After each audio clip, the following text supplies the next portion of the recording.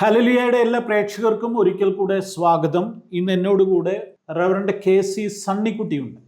അദ്ദേഹത്തെ പരിചയപ്പെടുത്തുന്നതിൽ എനിക്ക് അതിയായ സന്തോഷമുണ്ട്. Pastor KC Sunnykutty church of God റീജിയൻ്റെ ഓവർസിയർ ആയിരുന്നു. കഴിഞ്ഞ ദീർഘവർഷങ്ങളായി അദ്ദേഹം സുവിശേഷ വേലയിൽ ശക്തമായി പ്രയോജനപ്പെടുന്നു. അനുഗ്രഹീതനായ ഒരു പ്രസംഗകനാണ്. സഭയുടെ ലീഡർ എന്നുള്ള നിലയിൽ അദ്ദേഹത്തിൻ്റെ പ്രവർത്തനങ്ങൾ സഭയ്ക്ക് അനുഗ്രഹമായിരുന്നു. നിരവധി പ്രത്യേകതകൾ അദ്ദേഹത്തെക്കുറിച്ച് പറയുവാനുണ്ട്.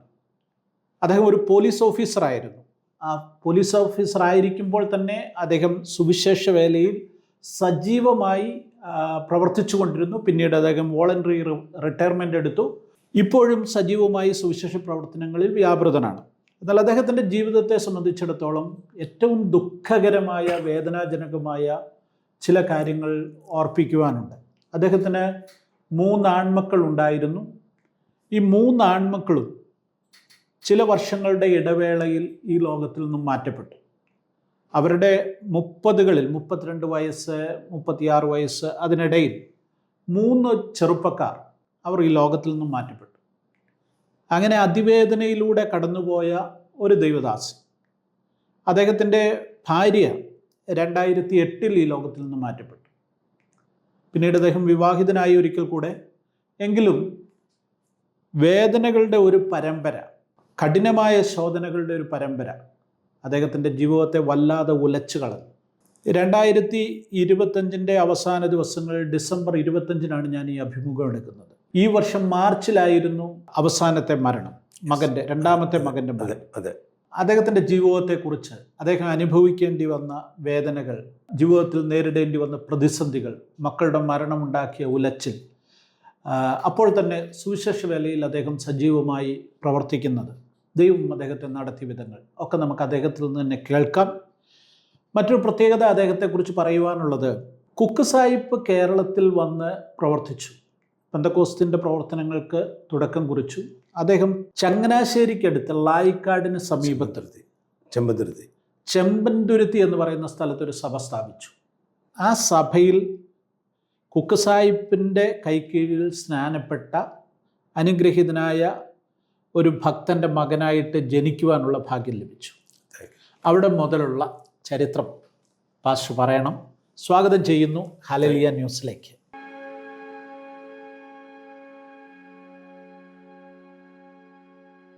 ഞാൻ ചെമ്പത്തുരുത്തിയിൽ കിഴക്കേപ്പറമ്പിൽ അന്ത്രയോസ് ചാക്കോയുടെയും മറിയാമ്മ ചാക്കോയുടെയും മകനായിട്ട്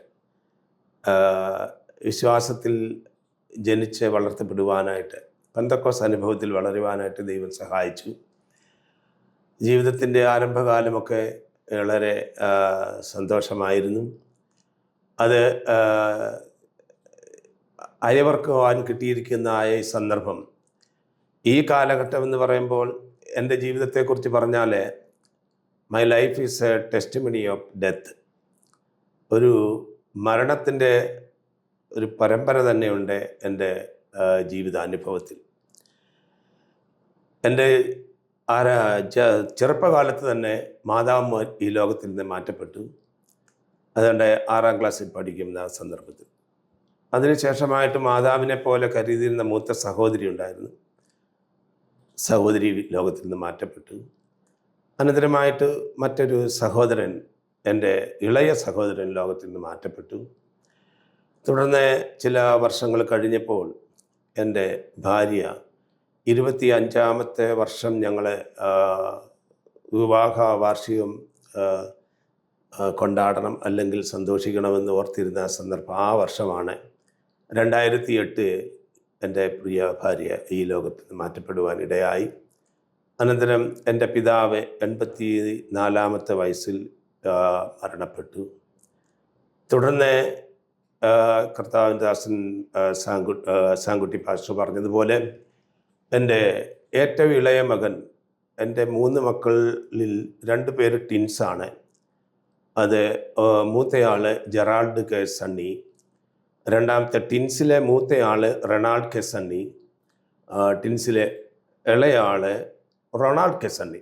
ഈ റൊണാൾഡ് കെ സണ്ണി 2019 സെപ്റ്റംബർ മാസം 9-ാം തീയതി ഈ ലോകത്തിൽ നിന്ന് മാറ്റപ്പെടുവാനിടയായി.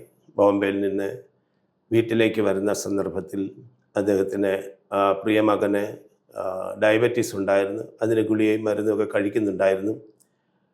എന്നാൽ യാത്രാമധ്യേ അസ്വസ്ഥനായിരുന്നത് കൊണ്ട് തന്നോടുകൂടെ തൻ്റെ സഹോദരൻ റൊണാൾഡ് കെ സണ്ണിയും ഉണ്ടായിരുന്നു. അവർ വഴിമധ്യേ ഹോസ്പിറ്റലിൽ ട്രീറ്റ് ചെയ്തു. അങ്ങനെ മരുന്ന് മേടിച്ച് അവിടെ റെസ്റ്റ് ചെയ്ത് അന്ന് രാത്രി തന്നെ വീണ്ടും അസുഖം കൂടി ഹോസ്പിറ്റലിലേക്ക് പോയി. അവിടെ അന്ന് മരണപ്പെടുവാനിടയായി. എവിടെ വെച്ചാൽ അത് സംഭവിക്കും? ഗോവയിൽ വെച്ചാണ് അന്ന് മരണപ്പെടുവാനിടയായി. അനന്തരമായിട്ട് ആ മുറിവ് ഹൃദയത്തിലേറ്റ ഒരു മുറിവാണ്. ഉണങ്ങാതെ അത് ഓർക്കുവാൻ മനസ്സിൽ നിന്നും ജീവിതത്തിൽ ചിന്തയിൽ നിന്നും മാറാതെ ആ ദുഃഖവുമായിട്ട് മുന്നോട്ട് വരുമ്പോഴാണ് മൂത്ത മകൻ ജെറാൾഡ് 2024 ജനുവരി മാസം 25 ലോകത്തിൽ നിന്ന് മാറ്റപ്പെട്ടത്. പ്രിയ മകനും ഹാർട്ട് അറ്റാക്കായിരുന്നു. 2 പ്രാവശ്യം തൃശ്ശൂരുവറ്റെ അവൻ ജോലി ചെയ്യുന്നത് തൃപ്രയാറുള്ളതായ ഒരു ഫൈനാൻസ് കമ്പനിയുടെ ജനറൽ അസിസ്റ്റൻ്റ് മാനേജറായിട്ടാണ്. അവന് MSWയും MBAയും എടുത്തിട്ടുള്ള ആളാണ്. അവിടെ നിന്ന് പല ജോലിക്ക് വേണ്ടിയിട്ട് അല്ലെങ്കിൽ സുവിശേഷ വേലയുടെ ഉള്ള ബന്ധത്തിൽ എൻ്റെ ലീഡേഴ്സ് അവനെ അക്കോമഡേറ്റ് ചെയ്ത് പോസ്റ്റ് ചെയ്യാൻ ആഗ്രഹിച്ചിട്ടുണ്ട്. എന്നാൽ ഈ ജോലിയിൽ നിന്ന് അവൻ്റെ ഓഫീസർമാർ അങ്ങനെയാണ് എന്നോട് പറഞ്ഞിട്ടുള്ളത്. ആ ജോലിയിൽ അവൻ തുടർന്ന് വരുമ്പോഴാണ് 2-3 ഘട്ടങ്ങളിലായിട്ട് ഹാർട്ട് അറ്റാക്ക് ഉണ്ടായി. സ്റ്റണ്ട് 2-3 പ്രാവശ്യം ഇടുവാനിടയായി. എന്നാൽ ഈ ലാസ്റ്റ് 25 പകല് ഈ അസുഖം വന്നിരിക്കുന്നു എന്ന് എന്നെ വിളിച്ചു. ഞാൻ കോട്ടയത്ത് നിന്ന് എപ്പോൾ അസുഖമാണെന്ന് പറഞ്ഞാലും അപ്പോൾ തന്നെ ഞാൻ ചെല്ലും, അല്ലെങ്കിൽ ട്രീറ്റ് ചെയ്യാനുള്ള കാര്യങ്ങൾ പറയുകയും ചെയ്യിപ്പിക്കുകയും ചെയ്യുമായിരുന്നു. എന്നാൽ ഞാൻ അവിടെ ചെന്നപ്പോൾ പ്രിയ മകനും ഈ ലോകത്തിൽ നിന്ന് 25 അപ്പോൾ 26 എൻ്റെ അടുത്ത് വരാമെന്നും ഈ ഹാർട്ടിൻ്റെ അസുഖത്തിന് തിരുവനന്തപുരത്തുള്ള ഡോക്ടറെ കാണാം. പിന്നെ എൻ്റെ ഒരു സ്നേഹിതൻ പോലീസിലെ എൻ്റെ കൂടെയുള്ള ഒരു SIയുടെ ബ്രദറാണ് കോട്ടയം മെഡിക്കൽ കോളേജിലെ കാർഡിയാക്കിൻ്റെ ചീഫ് മെയിൻ ഡോക്ടർ. അദ്ദേഹത്തെ ഒരു പ്രാവശ്യം പോയി കണ്ടതാണ്. പിന്നെയും ഇവിടെ വന്ന് കണ്ട് അങ്ങനെ കൂടെ നിന്നോളാം എന്നുള്ള വാക്ക് പറഞ്ഞാണ് എന്നെ തിരിച്ചു വരാനൊരുങ്ങിയത്. എന്നാൽ 25 ലോകത്തിൽ നിന്ന് മാറ്റപ്പെടുവാനിടയായി. ഈ മക്കളെല്ലാം സുവിശേഷ വേലയ്ക്ക് എനിക്ക് വളരെ സഹായമായിരുന്നു.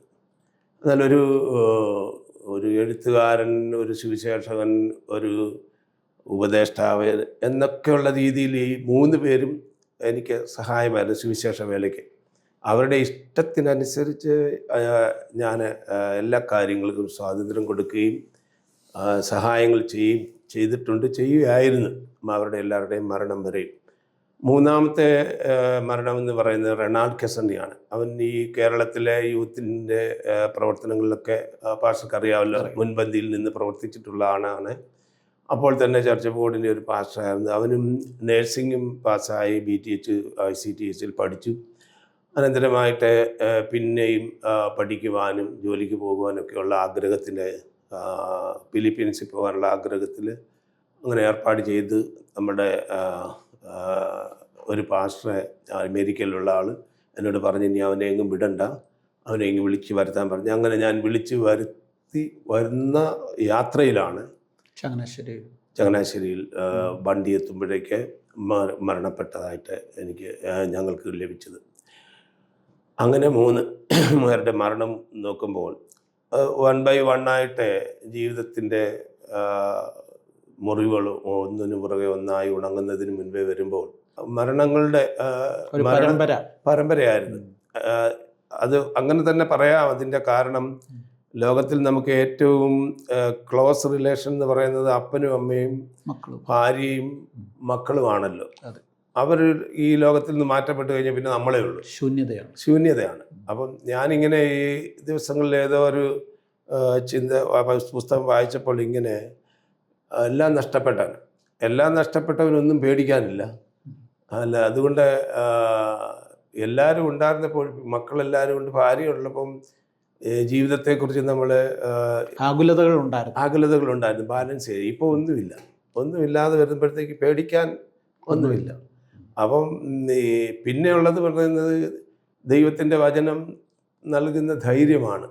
ആ വചനം ഓരോ ദിവസവും ഓരോ നിലയിലാണ് ആശ്വാസം ദൈവം തരുന്നത്. ഇളയ മോൻ്റെ മരണസമയത്ത് ഒരു പാട്ട് പാടിയില്ലേ? പാട്ട് പാടിയായിരുന്നു. ഏത് പാട്ടായിരുന്നു? ഒന്ന് പാടാവോ? അത് ആ പാട്ട് എന്നും എന്ന് പറഞ്ഞാൽ ഭാര്യയും ഞങ്ങൾ പോലീസ് ക്വാർട്ടേഴ്സിലാണ് താമസിച്ചത്. പോലീസ് ക്വാർട്ടേഴ്സിൽ താമസിക്കുന്ന രാവിലെ 5 മണിക്ക് ഞാൻ എഴുന്നേൽക്കും, ചിലപ്പോൾ 4:30 എഴുന്നേൽക്കും. ഇവരെ 5:30 വിളിക്കത്തുള്ളൂ. ഞാൻ അതുവരെ എൻ്റെ പേഴ്സണൽ പ്രെയറുണ്ട്, എപ്പോൾ എഴുന്നേറ്റുള്ളൂ. അത് കഴിഞ്ഞിട്ട് എല്ലാവരും എഴുന്നേറ്റിരിക്കും. ഞങ്ങൾ ഈ പാട്ട് പാടും, എൻ്റെ ദൈവം മഹത്വത്തിൽ എന്നുള്ള ആ പാട്ട് പാടും. പക്ഷേ ആ പാട്ടിൻ്റെ എല്ലാ സ്റ്റാൻസയും ഞങ്ങൾക്ക് ആശ്വാസമാണ് എന്നും. അതിലെ ഒരു സ്റ്റാൻസ എന്ന് പറയുന്നത്, ആരുമേനിക്കില്ലെന്നോ ഞാൻ ഏകനായി തീർന്നുവെന്നോ മാനസത്തില്ലാതി പൂണ്ടു ഖേദിപ്പാൻ സാധു അന്ധനായി തീർന്നിടല്ലേ ദൈവമേ, സാധു അന്ധനായി തീർന്നിടല്ലേ ദൈവമേ. എൻ്റെ ദൈവം മഹത്വത്തിൽ സാധു കൊച്ചുകുഞ്ഞുദേശിയുടെ അനുഗ്രഹീതമായ പാട്ടാണ്. ആ ദിവസങ്ങളിലൊക്കെ ഇങ്ങനെ ചിന്തിക്കുമായിരുന്നു. ഒരാൾ മരിച്ചു, 2 പേര് മരിച്ചു, ഓരോരുത്തർ മരിച്ചു കഴിഞ്ഞപ്പോൾ എനിക്ക് ഈ മകൻ എന്ന് പറഞ്ഞ എല്ലാമായിരുന്നു. എല്ലാം എന്ന് പറഞ്ഞാൽ എൻ്റെ എല്ലാ കാര്യത്തിനും. അതുകൊണ്ട് ഈ പാട്ട് ആ ദിവസങ്ങളിൽ പിന്നെയും ഹൃദയത്തെ വേദനിപ്പിക്കുമായിരുന്നു. അതുകൊണ്ട് അന്ന് ആ പാട്ട് അങ്ങനെ പാടേണ്ടി വന്നു. അത് ഇന്നും പാടാൻ എനിക്ക് പറ്റത്തില്ല. അപ്പം സാറ് പറഞ്ഞതുകൊണ്ട് ഞാനങ്ങ് പാടിയതല്ലേ, പാടത്തില്ല. ഈ ജീവിതത്തിൻ്റെ ഇത്രയും എന്താ പറയുന്ന വാക്കുകൾ കൊണ്ട് നമുക്ക് പറഞ്ഞറിയിക്കാൻ പറ്റാത്ത വേദനയുടെ അനുഭവങ്ങളിലൂടെ പോയ ഈ സന്ദർഭങ്ങളിലൊക്കെ എങ്ങനെ ഇതിനെ അതിജീവിക്കാൻ പറ്റി, അല്ലെങ്കിൽ അതിൽ നിന്ന് അതിജീവിക്കാൻ പറ്റിയോ? ഇപ്പോൾ മനസ്സിലുള്ള വ്യാപാരങ്ങൾ എന്തോ മനസ്സിലെന്തോ തോന്നുന്നു? ഇത് എന്നോട് എൻ്റെ ഒരു കസിൻ ബ്രദറിലും ഉണ്ട്. അത് ഷിബു പാസ്റ്ററുടെ ഫാദറാണ്, കണിച്ചുകുളത്ത്. അദ്ദേഹം എൻ്റെ വൈഫിൻ്റെ ഫ്യൂണറൽ കാര്യങ്ങളെല്ലാം ചെയ്ത് കഴിഞ്ഞപ്പോഴത്തേക്ക് അദ്ദേഹം എന്നോട് വന്ന് ചോദിച്ചതാണ്. എല്ലാം കഴിഞ്ഞ് ശാന്തമായിട്ട് പ്രാർത്ഥനയെല്ലാം കഴിഞ്ഞപ്പോൾ അന്നത്തെ ദിവസം 2 ദിവസം കഴിഞ്ഞു, സണ്ണിക്കുട്ടി ഇതെങ്ങനെ ഫേസ് ചെയ്യും, എങ്ങനെ ഇതൊക്കെ ആ സമയത്ത് ചെയ്യുന്നതെന്ന് ചോദിച്ചു. ഞാൻ പറഞ്ഞു, അളിയന് ഈ അനുഭവം വരാത്തത് കൊണ്ടാണ്. അനുഭവം വരുമ്പം നമ്മൾ പ്രാക്ടീസ് ചെയ്തത് എല്ലാം പ്രാക്ടിക്കലായിട്ട് അങ്ങ് നടക്കുമെന്ന് പറയും. എന്നാലും ഓർക്കും നമ്മൾ റിഹേഴ്സൽ ചെയ്യുന്നതാണ്. ഇത് ഇപ്പം സാറി വെച്ചത് അത് തന്നെയല്ലേ, എങ്ങനെയാണെന്ന് അനുഭവം വന്നപ്പോഴത്തേക്ക് ഇങ്ങനെ അതിനകത്തൂടെ പോകാൻ അതിൻ്റെ കൂട്ടത്തിൽ അങ്ങ് പോയി ഒഴുകിപ്പോകുന്നത് പോലെ പോയിക്കൊണ്ടിരിക്കുക. നമ്മുടെ ജോൺസൺ ദാനിയൽ പാസ്റ്റർ ഉണ്ടല്ലോ, ചർച്ച് ബോർഡിലെ എഡ്യൂക്കേഷൻ ഡയറക്ടറായിട്ടിരുന്നത്. എൻ്റെ വൈഫ് മരിച്ചപ്പോൾ ഞാൻ പറഞ്ഞു, ദൈവം സാറേ എന്നോട് ദൈവം ഇങ്ങനെ അങ്ങനെ പറയില്ല സണ്ണിക്കുട്ടി പാസ്റ്റർ, അങ്ങനെ പറയില്ല. ദൈവത്തിന് അറിയാം നിങ്ങൾക്കിത് സഹിക്കാനുള്ള ശക്തിയും കരുത്തും കഴിവും ഉണ്ടെന്ന് ദൈവം അറിഞ്ഞുകൊണ്ട് നിങ്ങൾക്ക് ഈ അനുഭവം തന്ന, അങ്ങനെ ചിന്തിക്കാൻ പറഞ്ഞു. സത്യം പറഞ്ഞാൽ ഒരു ദൈവദൂതായിരുന്നു എനിക്കത്. അത് തന്നെയാണ് ദൈവം എന്നെ ഇതെല്ലാം അനുഭവിക്കുവാനായിട്ട് എന്നെ നിയോഗിച്ചാക്കിയതുപോലെ ഞാനങ്ങ് ആശ്വസിക്കുക, അനുഭവിച്ചു പോവുക. പല കാര്യങ്ങളുമുണ്ട് എടുത്തു പറയാനായിട്ട്, വചനത്തിൽ തന്നെയുണ്ട്. അതായത് യോബിൻ്റെ കാര്യം പറയുമ്പോൾ, യോബ് മക്കൾ മരിച്ചു കഴിഞ്ഞപ്പോഴാണ് എഴുന്നേറ്റ് വസ്ത്രം കീറി താൻ ദൈവസന്നിധിയിൽ കുമ്പിട്ട് പ്രാർത്ഥിക്കുന്നത്. അതുവരെ തൻ്റെ ആടുമാടുകളും കൃഷികളും ഭൃത്യന്മാരും എല്ലാം നശിച്ചില്ലേ. അപ്പോൾ മക്കൾ വേർപെട്ട് കഴിഞ്ഞപ്പോൾ അവൻ എഴുന്നേറ്റ് താഴെ വീണു. സഹിക്കാൻ പറ്റാത്ത വേദന. അപ്പോൾ ഞാനത് ഓർത്തപ്പോൾ യോബ് പറഞ്ഞല്ലോ, യഹോവയുടെ നാമം വാഴ്ത്തപ്പെടട്ടെ എന്ന് പറഞ്ഞ് അവൻ ദൈവത്തിൽ ആശ്വസിക്കുകയാണ്.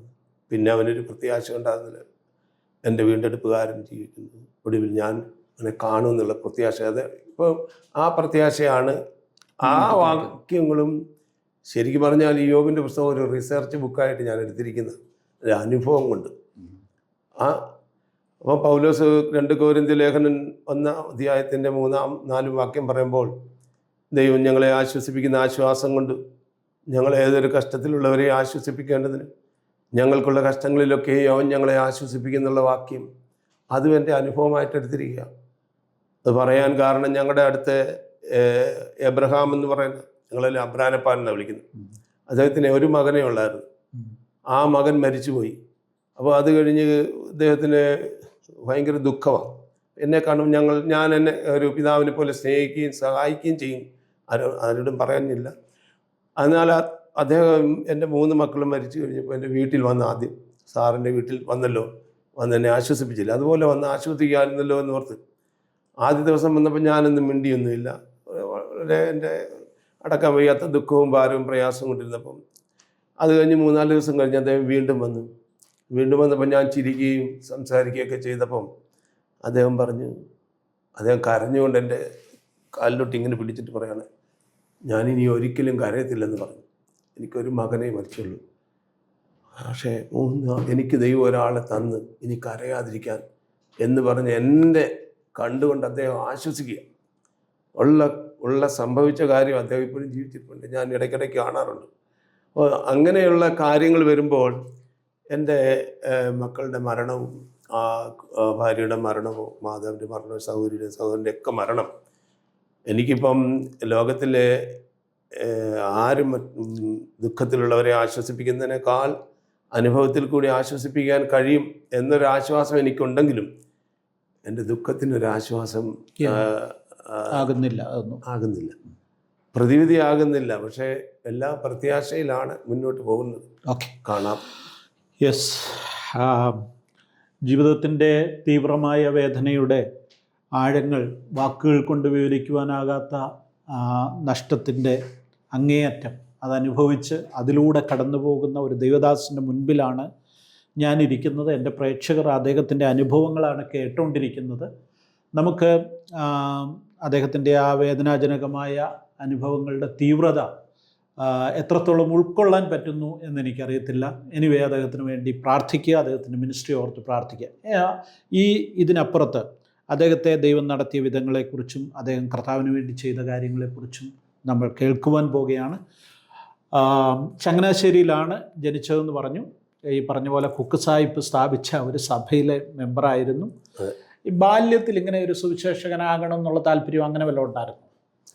ബാല്യത്തിൽ ആകണമെന്നൊരു താല്പര്യം ഉണ്ടായിരുന്നു, ചെറുപ്പത്തിൽ തന്നെ ഉണ്ടായിരുന്നു. അത് ഉണ്ടാകാൻ കാരണം ഞങ്ങളുടെ ഇടയിലെ യുവാക്കന്മാരെല്ലാം കൂടി, പറഞ്ഞില്ലേ, ഒരു അബ്രഹാമിൻ്റെ മകൻ ജോസഫ്, ഞങ്ങൾ കുറച്ച് ചെറുപ്പക്കാർ കൂടി ഒരുമിച്ച് പ്രാർത്ഥിക്കുകയും സുവിശേഷം പറയാൻ പോയി. സുവിശേഷഗാനം പെന്തക്കോസ്തിലായിരുന്നത് ഞങ്ങളുടെ ആ സഭയോടുള്ള ബന്ധത്തിലും ഞങ്ങൾ സംബന്ധിക്കുന്ന കൂട്ടായ്മകൾ, കൺവെൻഷനുകൾ, ഇതിലൊക്കെ കടന്നു ചെല്ലുമ്പോഴത്തേക്ക് പ്രസംഗങ്ങൾ കേൾക്കുകയും ആരാധനയെ സംബന്ധിക്കുകയും ഒക്കെ ചെയ്യുമ്പം ഉള്ളിൻ്റെ ഉള്ളിൽ ആരോടും പറയാത്ത ഒരു രഹസ്യമാണ് അത്, സുവിശേഷം ചെയ്യണമെന്നുള്ളത്. പക്ഷെ അതാരോടും പറഞ്ഞില്ല. എന്നാൽ ഞാൻ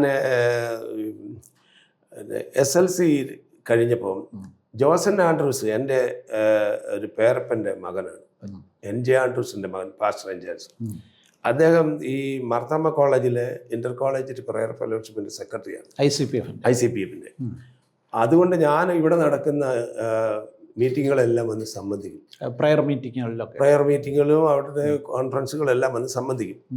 അപ്പോൾ എനിക്ക് തോന്നി കോളേജിൽ പോകണം, മാത്രമല്ല ഇദ്ദേഹത്തിൻ്റെ കൂട്ട് സുവിശേഷം, അദ്ദേഹം ഭയങ്കര ഇപ്പോഴും വിദ്യാർത്ഥികളുടെ പ്രവർത്തിക്കണം എന്നുള്ളൊരു തീരുമാനം ആരും അറിയാതെ എടുത്ത്. അന്ന് പാട്ട് പാടുന്ന ആദ്യം വന്നത് ഹാർട്ട് ബീറ്റ്സിന്റെ വത്സൻ എബ്രഹാമാണ്, അല്ല രമണി മാത്യു, അവരാ പാടുന്നത്. അത് കഴിഞ്ഞിട്ട് പിന്നെ പീറ്ററും നിർമ്മലയും പാടണമെന്ന് ആഗ്രഹമുണ്ടായി. ഈ പീറ്റർ എന്നെ പാട്ട് പഠിപ്പിച്ചിട്ടുണ്ട്. അങ്ങനെ ഞങ്ങളുടെ YP ക്യാമ്പില് കുനിഞ്ഞി വെച്ച് നടന്നതിൽ എനിക്ക് പ്രൈസ് കിട്ടാൻ. പറഞ്ഞു വരുന്നത് സുവിശേഷ വേലയ്ക്ക് ചെറുപ്പം മുതലേ അങ്ങനെ ഒരു താല്പര്യമുണ്ട്. ഇദ്ദേഹം ഈ ആമ്പല്ലൂർ എന്ന് പറയുന്നത് ഈ തിരുവല്ലയില് ഇവിടെ അടുത്താണല്ലോ ആമ്പല്ലൂർ, അവിടുത്തെ സഭയുടെ പാസ്റ്ററായിരുന്നു. അവിടെ വന്ന് ഞാൻ ആരാധന കൂടി. അങ്ങനെ നമ്മുടെ നാട്ടിലെ ആരാധന കൂടുമ്പോഴും ഇദ്ദേഹം എൻ്റെ ബ്രദറാണല്ലോ.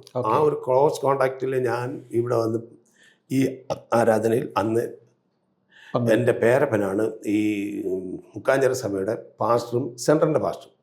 അദ്ദേഹത്തിൻ്റെ അടുത്ത് ഇദ്ദേഹവുമായിട്ടുള്ള ബന്ധത്തിൽ പോയി സ്നാനപ്പെട്ടു. 73-ൽ സ്നാനപ്പെട്ടു. സ്നാനപ്പെട്ടതിന് ശേഷം ചെമ്മന്തുരുത്തി നമ്മുടെ മാതൃസഭയിലെ എന്നെ അധ്യാപകനാക്കി, സൺഡേ സ്കൂളിൻ്റെ അധ്യാപകനാക്കി. അത് ചെറുപ്പത്തിൽ തന്നെ അപ്പോൾ തന്നെ മാത്യു ജോർജ് എന്ന് പറയുന്ന ഒരു പ്രവാചകനുണ്ടല്ലോ, അദ്ദേഹം മരിച്ചുപോയി. അദ്ദേഹം വന്ന് അവിടുത്തെ പാസ്റ്ററാണ്. അദ്ദേഹം 72 അവിടുത്തെ പാസ്റ്ററാണ്. അദ്ദേഹം എന്നെ YPയുടെ സെക്രട്ടറി ആക്കി പോയി. അതിനുശേഷമായിട്ട് ലീഡർഷിപ്പിൽ യൂത്തിൻ്റെ ഇടയിൽ പ്രവർത്തിച്ച് വരികയായിരുന്നു. ആ സന്ദർഭത്തിലാണ് ഹൃദയത്തിൽ ആഗ്രഹം ഉണ്ടായത്. ഈ നമ്മുടെ സുവിശേഷകന്മാർ Sunny Varkey, Josan Andrews, TC Joseph, PJ Chacko, ഇവരൊക്കെ നമ്മുടെ മുളക്കട ബൈബിൾ കോളേജിൽ സ്കൂളിൽ പഠിച്ചതിന് ശേഷം കൺവെൻഷൻ ഇങ്ങനെ വരുമ്പോൾ അവരിങ്ങനെ അവരുടെ പോക്കും അവരുടെ മിനിസ്ട്രിയും പാട്ടും ഒക്കെ കാണുമ്പം എനിക്കിതുപോലെ ആഗ്രഹം ഉണ്ടായി. അത് സത്യമായ കാര്യമാണ്. അതുകൊണ്ട് ബൈബിൾ കോളേജിൽ പോകണം. അപ്പോൾ കോളേജിൽ അഡ്മിഷൻ കിട്ടി. കോളേജിൽ പോയി കഴിഞ്ഞപ്പോഴത്തേക്ക്, കോളേജിൽ എവിടെയായിരുന്നു? ചങ്ങനാശ്ശേരി NSS കോളേജിലാണ് പഠിച്ചത്. അവിടെ പഠിക്കുമ്പോൾ ഹൃദയത്തിലൊരു ആഗ്രഹം ഉണ്ടായി. ഒരു സുവിശേഷ വേലയോടുള്ള ബന്ധത്തിൽ, ജോലിയോടുള്ള ബന്ധത്തിൽ കർത്താവിൻ്റെ വേല ചെയ്യണം. ഈ ചങ്ങനാശ്ശേരി NSS കോളേജിൽ പഠിച്ച കാലഘട്ടം എന്ന് പറയുന്നത് അപ്പം ഈ രാജുബു കാലെ പോലുള്ളവരൊക്കെ ഒന്നിച്ച് അവരെ SB കോളേജ്. പക്ഷേ ഇന്റർ കോളേജ് പ്രയർ ഫെലോഷിപ്പിനോടുള്ള ബന്ധത്തിൽ അദ്ദേഹമാണ് ഞങ്ങളുടെ സെക്രട്ടറി. ഈ പൈനമൂട്ടിലെ അച്ചായൻ്റെ വീട്ടിലാണ് ഇത് നടക്കുന്നത്. അപ്പോൾ ഞങ്ങൾ ഉച്ചയ്ക്ക് അവിടെ ചെല്ലും. നല്ലൊരു ഗാദറിങ് ആയിരുന്നു. ഒത്തിരി ഗേൾസും ബോയ്സും ഒക്കെ ഉണ്ടായിരുന്നു. നല്ലായിരുന്നു. അത് ഒരു പ്രചോദനമായിരുന്നു. യൂത്തിൻ്റെ ഞങ്ങൾ സ്റ്റുഡൻസിൻ്റെ ഇടയിൽ ഞങ്ങൾക്ക് ഒരു നല്ലൊരു എൻകറേജ്മെന്റ് ആയിരുന്നു. ഇപ്പം ഞങ്ങൾ കാണുമ്പോൾ ഷെയർ ചെയ്യാൻ. അന്നുണ്ടായിരുന്ന വേറെ ആരെങ്കിലും ഓർമ്മയുണ്ടോ? അന്ന് കൂടെ ഉണ്ടായിരുന്നു വേറെ ആൾക്കാരൊക്കെ ഉണ്ട്. പക്ഷേ സുവിശേഷ വേലയിൽ ഒരു മണിക്കുട്ടൻ എന്ന് പറയുന്ന ജോയി എന്ന് പറയുന്ന പാസ്റ്റർ മാത്രമേ ഉള്ളൂ. അന്ന് കൂടെ പഠിച്ചത്? കൂടെയല്ല, പുള്ളി എൻ്റെ സീനിയറാണ്.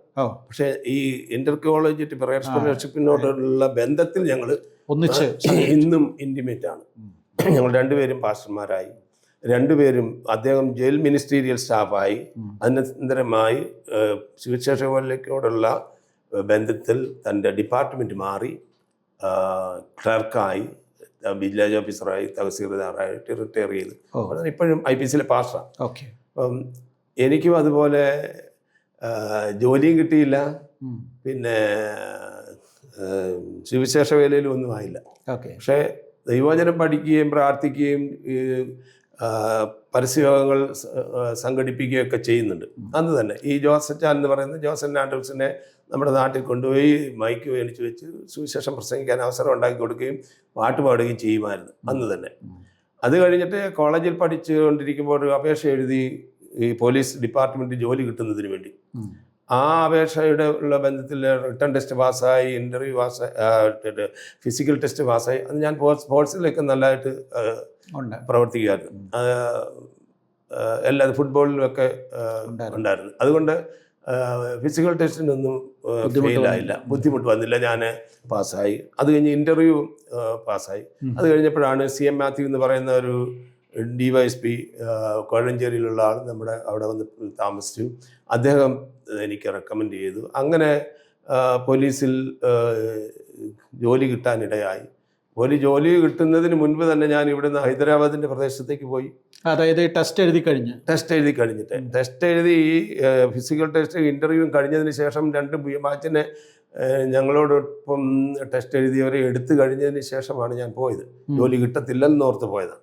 എന്നാൽ പ്രാർത്ഥന ഉണ്ടായിരുന്നു, ദൈവം ഒരു ജോലി തരും, അതിനോടുള്ള ബന്ധിച്ച് സുവിശേഷം എല്ലാം ചെയ്യാമെന്ന് പ്രാർത്ഥിച്ചിരുന്നു. അപ്പം SLC പാസ്സായി കഴിഞ്ഞപ്പോഴത്തേക്ക് ചങ്ങനാശ്ശേരിയിലൊരു മിലിറ്ററിയിലെ ടെസ്റ്റ് നടന്നു, ഇൻ്റർവ്യൂ നടന്നു, ടെസ്റ്റ് നടന്നു. അതിലെല്ലാം പാസ്സായി പോകാനായിട്ട് ഞാൻ ആപ്ലിക്കേഷൻ ഫില്ല് ചെയ്ത് കൊടുത്തതാണ് 15 വർഷത്തേക്ക്. പക്ഷേ അവർ SLC പാസ്സായതാണല്ലോ, അതുകൊണ്ട് നേവൽ ബേസിൽ വന്ന് ടെസ്റ്റ് എഴുതുക അവിടെ. അപ്പം നല്ല ജോലി കിട്ടും, ഇത് കുറഞ്ഞ ജോലിയാണെന്ന് പറഞ്ഞിട്ട് അന്ന് എന്നെ കൊണ്ടുപോയില്ല. എല്ലാം പാസ്സായത് പോകാനായിട്ട് യാത്രയും പറഞ്ഞ് പോയതാണ്. അത് ദൈവത്തിൻ്റെ ഹിതമായിരുന്നു എന്ന് പിന്നീട് മനസ്സിലായി. ഈ ജോലിക്ക് വേണ്ടിയിട്ട് എല്ലാ ടെസ്റ്റും കഴിഞ്ഞിട്ട് ഹൈദരാബാദിൽ പോയി. ഹൈദരാബാദിൽ ചെന്നപ്പോൾ ഞാൻ ഇത് ഈ ജോലി കിട്ടത്തില്ലെന്നുള്ള ചിന്തയിലാണോ പോയത്? ആ ജോലി കിട്ടത്തില്ലെന്നുള്ള ചിന്തയിൽ മാത്രമല്ല, മറ്റൊരു ജോലി ഈ ഒരു എഞ്ചിനീയറാണ് കൊണ്ടുപോകുന്നത്, ഹൈദരാബാദിൽ കൊണ്ടുപോകുന്നത്. ആൻ്റണി എന്ന് പറയുന്ന വക്കച്ചാൻ ഞങ്ങൾ വിളിക്കുന്ന ഗ്ലോറി ആൻറ്റിയുടെ ഹസ്ബൻഡ്. അത് ഹൈദരാബാദിൽ കൊണ്ടുപോയി അവിടെ ഒരു സൂപ്പർവൈസറായിട്ട് എനിക്ക് ജോലി കിട്ടി. ആ ജോലി നല്ലതായിട്ട് ചെയ്തുകൊണ്ടിരിക്കുകയായിരുന്നു. അത് അന്നത്തെ 1981 250 രൂപ ശമ്പളമായിരുന്നു. പക്ഷേ അതിൽ നിന്ന് ഞാൻ മിച്ചം വെക്കുമായിരുന്നു. അവിടുത്തെ സ്റ്റെനോഗ്രാഫ് എന്നോട് കടം മേടിക്കുമായിരുന്നു. എന്ന് പറഞ്ഞാൽ ഓരോരുത്തരുടെ അന്നത്തെ എക്സ്പെൻസാണ്. അവർക്ക് എക്സ്പെൻസ്, മക്കളുമായിട്ട് ജീവിക്കുന്നവർക്ക് എക്സ്പെൻസ് ഉണ്ട്. എനിക്കന്നേരം ഞാൻ ഒറ്റയ്ക്ക് അവിടെ താമസിക്കുന്നുണ്ട്. കുഴപ്പമില്ല. ഇന്ന് നല്ലതായിട്ട് പ്രാർത്ഥിക്കുമായിരുന്നു. വെളുപ്പിന് 6:15 KP യോഹന്നാൻ പാസ്റ്ററുടെ ഒരു ആത്മീയയാത്ര അത് കേട്ടിട്ട് വേദപുസ്തകം മണിക്കൂർ ഇരുന്ന് വായിക്കുമായിരുന്നു. അതൊരു ശീലമാക്കുകയും അത് നല്ലൊരു എക്സ്പീരിയൻസ് ആയിരുന്നു എനിക്ക്. അങ്ങനെ അവിടെ പഠിച്ചുകൊണ്ടിരിക്കുമ്പം എൻ്റെ തീരുമാനമായിരുന്നു ജോലിയോടുള്ള ബന്ധത്തിൽ കർത്താവിൻ്റെ പേരിൽ ചെയ്യണമെന്ന് ആഗ്രഹിച്ചു. ഈ ടെസ്റ്റ് കഴിഞ്ഞ് ഇവിടെ വന്നിരിക്കുന്നത്. അതുകൊണ്ട് ഞാൻ CMF ബൈബിൾ കോളേജ് എന്ന് പറയുന്നതായ ഹുബ്ലി, ധാർവാഡ്, ബാംഗ്ലൂരുള്ളത്, കർണാടകയിലുള്ളതായ ഒരു സെമിനാരിലേക്ക് ആപ്ലിക്കേഷൻ അയച്ചു. അവരെനിക്ക് പ്രോസ്പെക്ടസ് അയച്ചു തന്നു. ഞാനതിന് വീണ്ടും ഫില്ല് ചെയ്ത് അയച്ചു കൊടുത്തതിന് ശേഷമായിട്ട് അപ്പം ജോലി കിട്ടിയില്ല, ബൈബിൾ സെമിനാരിൽ പോയില്ല. അവിടെ തന്നെ വക്കച്ചായൻ എന്ന് പറയുന്ന എന്നെ കൊണ്ടുപോയ ആൻ്റണി സാറിൻ്റെ അല്ലെങ്കിൽ വക്കച്ചായൻ്റെ അങ്കിൾ എനിക്ക് അവിടെ ജോലി തരാം, ഡ്രൈവിങ് പഠിക്കാൻ പറഞ്ഞു. അങ്ങനെ ഞാൻ ഡ്രൈവിങ് പഠിച്ചു. അപ്പോഴാണ് വീട്ടിൽ നിന്നൊരു ടെലഗ്രാം വന്നു, സ്റ്റാർട്ട് ഇമ്മീഡിയറ്റ്ലി എന്ന് പറഞ്ഞ് പോലീസ് സെലക്ഷൻ ആയിട്ടുണ്ട്. അന്നേരം ഒരു അവിടുത്തെ ജോസച്ച എന്നെ പാലക്കാരൻ എന്നെ വിളിച്ച് ചോദ്യം ചെയ്ത്, അങ്ങനെയുണ്ട്, നിങ്ങൾ കോളേജിൽ പഠിച്ചായിരുന്നോ, പോലീസിൽ അപേക്ഷിച്ചോട്ടെ, എല്ലാം ചോദിച്ചതിന് ശേഷമായിട്ട് അദ്ദേഹത്തിന് മനസ്സിലായി, സത്യമാണെന്ന് മനസ്സിലായി കഴിഞ്ഞപ്പോൾ എന്നെ കെട്ടിപ്പിടിച്ചിട്ട് പറഞ്ഞു, പോലീസ് സെലക്ഷൻ ആയിട്ടുണ്ട്, എത്രയും പെട്ടെന്ന് ചെല്ലാൻ പറഞ്ഞിട്ട് ഇപ്പോൾ ടെലഗ്രാം ഇടുന്നു. അങ്ങനെ വിളിച്ചു ഡ്രൈവിംഗ് ലൈസൻസ് വാങ്ങി. പിന്നെ വീട്ടിലേക്ക് പോകുന്ന സമയത്ത് ഞാൻ നേരെ ബൈബിൾ കോളേജിൽ പോയി. അന്നേരത്തിന് ബൈബിൾ കോളേജിൽ നിന്നും വിളി വന്നായിരുന്നോ? വിളി വന്നില്ല, പക്ഷെ അറിയാൻ എൻ്റെ വിശ്വാസത്താൽ പോവുക. അപ്പൊ ജോലി കിട്ടിയിട്ടും അത് വേണ്ടെന്ന് വെച്ച് അങ്ങോട്ട് പോയി സെമിനാരിയിലോട്ട് പോയി. സെമിനാരി ചെന്നപ്പോൾ അവിടുത്തെ വൈസ് പ്രിൻസിപ്പൾ പറഞ്ഞ് ജോയിൻ ചെയ്തു. അല്ലല്ല, അതിനിടയ്ക്ക് ചോദിക്കട്ടെ, അപ്പൊ ഈ ജോലിയോട് കൂടെ സുവിശേഷ വേല ചെയ്യാന്നുള്ളതായിരുന്നു മനസ്സിലായ ആഗ്രഹം. അപ്പം ജോലി കിട്ടുന്ന ഒരു സാഹചര്യം വന്നിട്ടും അത് വേണ്ടെന്ന് വെച്ച് സെമിനാരിയിലോട്ട് പോകാൻ എന്തോ പ്രചോദനം? ആ പ്രചോദനം എന്ന് പറഞ്ഞാൽ അന്നത്തെ സാഹചര്യത്തില് ജോലിക്ക് വരണമെങ്കിൽ ഇനി അങ്ങോട്ട് വരണ്ടേ, പോലീസിലേക്ക് വരണ്ടേ, അതെ, കേരളത്തിലേക്ക് വരണം. അപ്പം ഹൃദയത്തിൽ മനസ്സിലുള്ള ഒരു കാര്യം തുറന്നു, ഇവിടെ ചെന്ന് കഴിഞ്ഞാൽ ഇംഗ്ലീഷ് ബൈബിൾ കോളേജിൽ ചെന്ന് ഇംഗ്ലീഷ് പഠിച്ച് ഒരു നല്ല ഔട്ട്സ്റ്റാൻഡിങ് മിനിസ്റ്റർ ആകണം എന്നൊരു താല്പര്യമുണ്ട്. ഇനിയിപ്പോ പോലീസിലേക്ക് ചെന്ന് കഴിഞ്ഞാൽ അതിന് അത്രയും സൗകര്യം ഉണ്ടാകത്തില്ലല്ലോ എന്ന് ഓർത്താണ് അങ്ങോട്ട് പോയത്. എന്നാൽ പ്രാർത്ഥന ജോലിയോടുള്ള ബന്ധത്തിൽ സുവിശേഷം. അപ്പൊ ഇപ്പോൾ ദൈവത്തോട് ഉപസിച്ച് പ്രാർത്ഥിച്ചു, ദൈവമേ ജോലിയാണെങ്കിൽ ജോലി, സുവിശേഷ വേലയാണെങ്കിൽ സുവിശേഷ വേല, എന്താണെങ്കിലും എനിക്ക് തരണമെന്ന് പറഞ്ഞ് മുട്ടിപ്പായി പ്രാർത്ഥിച്ചു. 3 ദിവസം അതിനെ ഫാസ്റ്റ് ചെയ്ത് പിറ്റേ ദിവസം രാവിലെ ഇറങ്ങി വരുമ്പോഴാണ്, 4ാമത്തെ തിങ്കളാഴ്ച രാവിലെ ഇറങ്ങി വരുമ്പോഴാണ് ഈ ടെലഗ്രാമിൻ്റെ കാര്യം കിട്ടുന്നത്. അതൊരു അത്ഭുതമാണ് ജീവിതത്തിൽ. അപ്പം അവിടെ പഠിച്ചുകൊണ്ടിരിക്കുമ്പോൾ തന്നെ വീട്ടിലേക്ക് ഒരു കത്ത് വിട്ടു. എന്നെ റെക്കമെൻഡ് ചെയ്ത DYSPക്ക് ഒരു കത്ത് വിട്ടു, സാറേ ഞാനിവിടെയുണ്ട്, ബൈബിൾ സെമിനാരി പഠിക്കുകയാണ്, ഞാൻ ഇങ്ങോട്ടാണ് പോകുന്നത്, അതുകൊണ്ട് എനിക്ക് അപ്പായിയോട് പറയണം, എൻ്റെ ഫാദറിനെ അപ്പായി എന്ന് വിളിക്കുന്നത്, എനിക്ക് ഇച്ചിരി പൈസ അയച്ചതാണ്, ഇവിടെ ഞാൻ ബൈബിൾ സ്കൂളിൽ പഠിക്കുക, സെമിനാരി പഠിക്കാമെന്ന്. അപ്പോഴത്തേക്ക് അടുത്തൊരു ടെലഗ്രാം കിട്ടി, സ്റ്റാർട്ട് ഇമ്മീഡിയറ്റ്ലി വിത്ത് ബിലോങ്സ് എന്ന് പറഞ്ഞു, എല്ലാ സാധനങ്ങളുമായിട്ട് പെട്ടെന്ന് വരണം, ഫാദർ സീരിയസ് എന്ന്. അത് പ്രൊഫസറും അധ്യാപകരും എല്ലാം പറഞ്ഞു, എത്രയും പെട്ടെന്ന് പോകണം, നിനക്ക് അവിടെ ചെന്ന് അപ്പന് ഇഷ്ടമാണ്, പോലീസിൽ പോകണമെങ്കിൽ നീ പോകണം, അല്ലെങ്കിൽ ഇങ്ങനെ ഒരു ഞങ്ങൾ ഇവിടെ എടുത്തോളാം, ഇതൊന്നും പേടിക്കണ്ട, ധൈര്യമായിട്ട് പോകാം. അങ്ങനെ അവർ എനിക്ക് ബസ് ബുക്ക് ചെയ്ത് ടിക്കറ്റ് ബുക്ക് ചെയ്ത് എന്നെ കയറ്റി അയച്ച് ഇപ്പുറത്ത് വന്നപ്പോൾ ഫാദറിന് സുഖമില്ലാത്ത ഹോസ്പിറ്റലായിരുന്നു. പിറ്റേ ദിവസം തന്നെ DYSP എനിക്ക് വേണ്ടി റെക്കമെൻഡ് ചെയ്ത് SP വിളിച്ച് പറഞ്ഞു. പിറ്റേ ദിവസം 1982 ജൂലൈ മാസം 20-ാം തീയതി ഞാനിവിടെ വന്ന് 21-ാം തീയതി ടെസ്റ്റിന് കയറി. എന്നെ അവിടെ കോട്ടയം SP ഓഫീസിൽ വിളിപ്പിച്ചു. എൻ്റെ മെഡിക്കൽ കഴിഞ്ഞു. പിറ്റേ ദിവസം 22-ാം തീയതി ഇവിടെ നിന്ന് പോലീസിലേക്ക് പോയി. പോലീസിലേക്ക് പോയെങ്കിലും ബൈബിള് പഠിച്ചില്ലല്ലോ, ആ ശൂന്യത ഇങ്ങനെ തളം കെട്ടിക്കിടക്കും. മനസ്സിലായി. അതുകൊണ്ട് ഞാൻ പോലീസ് ട്രെയിനിങ് എത്ര കാലം ഉണ്ടായിരുന്നു? ട്രെയിനിങ് 9 മാസം തൃശ്ശൂർ രാമവർമ്മപുരം ട്രെയിനിങ് സ്കൂളിലുണ്ടായിരുന്നു. ആ 9 മാസം കഴിഞ്ഞിട്ട് കോട്ടയത്ത് വന്ന് കോട്ടയം എയർ ക്യാമ്പിലായിരുന്നു. അതിനുശേഷമായിട്ട് ദൈവത്തോട് പ്രാർത്ഥിച്ച് കർത്താവിൻ്റെ വേലയ്ക്ക് പോകണം, പിന്നെ ഞായറാഴ്ച ആരാധനയ്ക്ക് പോകണം, അതിന് പറ്റിയൊരു ജോലി തരണമെന്ന് പറഞ്ഞ് ഒരു പോസ്റ്റ് തരണമെന്ന് പ്രാർത്ഥിച്ചു. ദൈവം അങ്ങനെയാണ് എന്നെ കോട്ടയം SP ഓഫീസിൽ എനിക്കൊരു പോസ്റ്റ് അഡ്മിനിസ്ട്രേഷൻ DYSPയുടെ റൈറ്ററായിട്ട് കിട്ടി. ഓക്കെ. അവിടെ നിന്നുകൊണ്ട് ആ DYSP PS കുമാരൻ DYSPയോട് പറഞ്ഞ് എനിക്ക് ഇവിടെ ഒരു ബൈബിൾ സെമിനാറിൽ പോകാൻ താല്പര്യമുണ്ട് സാറ്, ഞാൻ ഇടയ്ക്ക് പോയത് കോട്ടയം ഇവിടെ പോലീസിൽ ജോലി ചെയ്യുന്നത് പൈസ അങ്ങനെ പോയി. അപ്പോൾ ഞാൻ പറഞ്ഞു സാറേ അങ്ങനല്ല, ഇടയ്ക്കൊക്കെ ഒന്ന് പോയി അറ്റൻഡ് ചെയ്ത് ഞാൻ പിന്നെ പഠിച്ചോളാം, അത് നിനക്ക് ഫ്രീ ഉള്ള സമയം നീ പോയിക്കോളാൻ പറഞ്ഞു. അങ്ങനെ അദ്ദേഹം എനിക്കൊരു കൺസെഷൻ തന്ന് നമ്മുടെ പാക്കയിലെ DTH എടുക്കാനിടെ DTH എടുത്ത് certificate in diploma in theology എടുത്ത് അനന്തരമാണ് ഇവിടെ നമ്മുടെ ഇന്ത്യ ചർച്ച് ഓഫ് തിയോളജിക്കൽ സെമിനാരിയിൽ വന്ന് BTH പഠിച്ചു. സ്റ്റേറ്റിൻ്റെ അത് തന്നെ. അന്ന് അവിടുത്തെ രജിസ്ട്രാർ ആയിരിക്കുന്നത് ഇന്നത്തെ നമ്മുടെ സൗത്ത് ഏഷ്യയുടെ സൂപ്രണ്ട് CC തോമസ്. അതെ, അദ്ദേഹം പറഞ്ഞു എന്നെ അവിടെ എടുക്കത്തില്ല, പോലീസുകാർക്ക് ഇവിടെ അഡ്മിഷൻ തരത്തില്ല. ഞാൻ പറഞ്ഞു എന്നെ ഒന്ന് എടുത്തിട്ടൊന്ന് ട്രൈ ചെയ്ത് എന്നിട്ട് പിന്നെ വേണേൽ അങ്ങ് വിട്ടോളാം, കുഴപ്പമില്ല വിട്ടോളാം. അങ്ങനെ എന്നെ ആയിട്ട് അവിടെ ഇൻ്റർവ്യൂവിന് ചെയ്യുമ്പോൾ PI സംസാറാണ്. സംസാറിന് എന്നെ അറിയാം.